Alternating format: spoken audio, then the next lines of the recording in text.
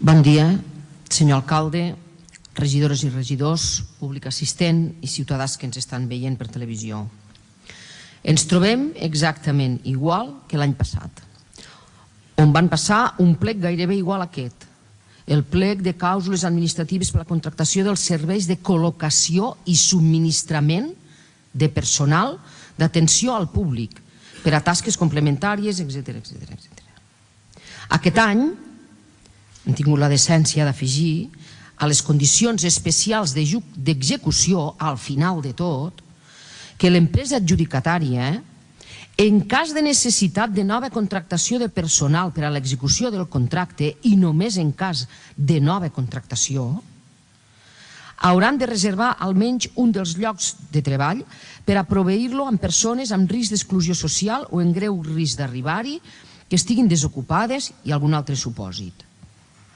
Aquest és el seu grau de compliment de la declaració institucional per a una contractació socialment responsable, el que s'anomenen les clàusules socials. Amb aquesta salvetat, la resta és pràcticament igual. Podem concloure que persisteixen les necessitats de personal, però també que vostès persisteixen en la seva manera de cobrir les necessitats, contractant un servei extern, és a dir, una empresa que ens proveirà del personal, és a dir, externalitzant el servei. Aquest personal es podria cobrir per procediment d'oferta pública, concurs públic, o dit d'una altra manera, almenys de moment obrint la borsa de treball. I no deu ser tan mala idea quan la mateixa junta de personal de l'Ajuntament avala aquest tipus de procediment. I no només això, sinó que fa un informe desfavorable a aquest altre tipus de contractació. Però vostès, ni cas, no ho tenen en compte. Aquest tipus de contractacions de personal amb empreses, d'altra banda, com ha explicat el senyor Gavarrell, creades amb aquest propòsit, no fan més que contribuir a la precarietat, a la precarització professional i laboral. Però n'hi ha més, m'explico. En el seu pas per la comissió se'ns va informar que aquest era un contracte per proveir personal en funcions de vigilància i atenció al públic, a l'entrada dels equipaments corresponents. Fins i tot se'ns va dir, bueno, es tracta de donar el programa demà, aquestes feines. En canvi, si mirem el plec de prescripcions quan es parla de la tipologia del personal que necessita la regidoria, sota la categoria de personal auxiliar de gestió es demana personal que pugui desenvolupar les següents tasques. Sí, atenció al públic en les visites dels equipaments. Però més, suport a la difusió dels programes i activitats culturals. No crec que es refereixin amb aquest suport a la senzilla tasca d'entregar un programa, perquè s'especifica tant en la confecció com en la distribució.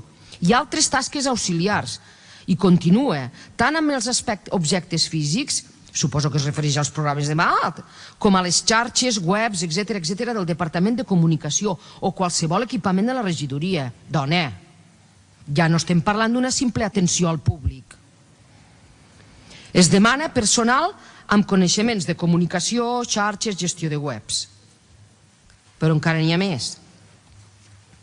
Suport als tècnics d'activitats pedagògiques, tant en el control i acompanyament de públics, en aquest cas escolars, com en la seva convocatòria, en la confecció dels elements, entenem pedagògics, i altres tasques auxiliars.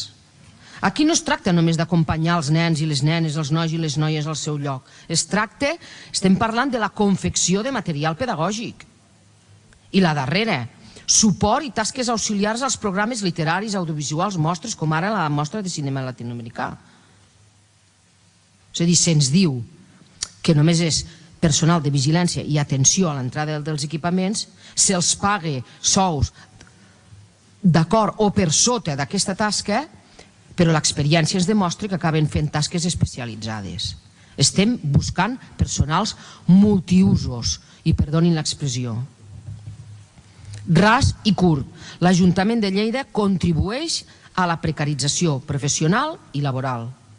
Es fa un contracte amb una empresa per un preu de personal no qualificat, se'ls paga com a tal i acaben fent tasques més qualificades professionalment, tasques de suport pedagògic, informàtic.